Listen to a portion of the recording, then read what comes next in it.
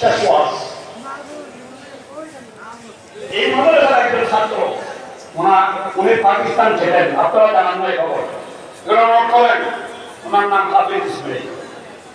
উনি আসমিন যাত্রার আগে সিনিয়র ব্যক্তি, উনি হাফেজ ছিলেন, বাংলাদেশের মানুষ। উনি এখান থেকে ফাজল পাস করে উনি পাকিস্তান চলে গেছেন, ওখানে চেটেন। তো উনি সেখানে কোনো মাদ্রাসার ইমামতি এগুলো না করে একটা এফজহানা দিয়েছেন, শুধু কোরআন শরীফের হাফেজা একটা প্রতিষ্ঠান দিলেন।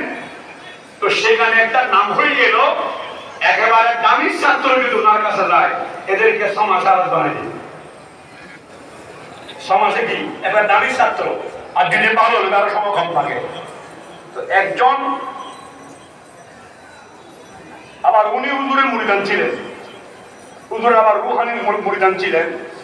এখন একজন লোক এক মেয়েকে শাদী করছে, সুন্দরী মেয়ে, কিন্তু সুন্দরী মেয়েটা হাফেজে কোরআন, অর্থাৎ হাফেজা। তো বললেন আপনার সাথে আমার বিয়ে হয়েছে খুব ভালো, কিন্তু যতক্ষণ পর্যন্ত আপনি হাফেজ হতে পারবেন না আমাকে টাচ করবেন না। যদি তুমি হাফেজ না হও তুমি আমার কাছে আসতে পারবে না। বলে হাফেজ ওকে লাগে, আমি তোমাকে সুযোগ দিলাম, তোমার সাথে বিছানা আমার তখনই দেখা হবে যখন তুমি আমার মতো হাফেজ কোরআন হও। মন বেচারা সুন্দরী বউ, কারণ বেশি বেশি তার বউ চলে যাবে, কত টাকা বই বিচি।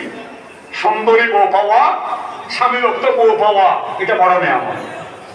মনে রাখবেন, স্বামী ভক্ত বউ। এই জন্য আমি আমার ছোট ছেলেকে এখনো শাদী করাই নাই।